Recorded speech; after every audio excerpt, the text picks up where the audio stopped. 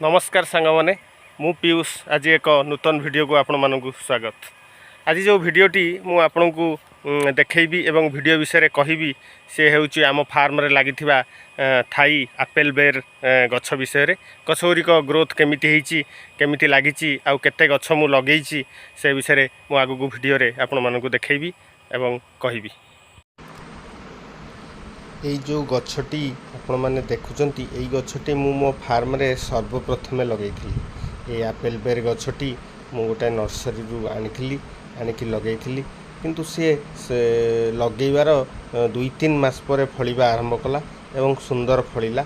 तापर मु इंटरेस्ट ही आउ किछि गछ मगेइली। एगरे जो गछ गुड़िक देखुचंती मु एई गछ गुड़िक एई वर्ष लगेइची भल सुंदर ग्रोथ हेची। प्रबल वर्षा पे मु आर मूल सफा करि पारिनी किंतु वर्षा कमी गले एटा सुंदर भाव रे सफा करी खत सार देबी किंतु एबे समस्त गछ गुड़ा भल भाव रे ग्रोथ हेकी अछि किंतु तार किछि टिके ट्रीटमेंट निया ही पारिनी कार्य व्यस्तता हेतु ताको आगु को जाएंगी ताको टिके स्प्रे औषध मेडिसिन स्प्रे कराहबो।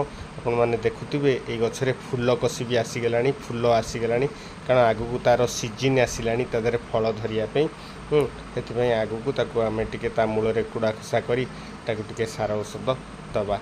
रहिली जय जगन्नाथ।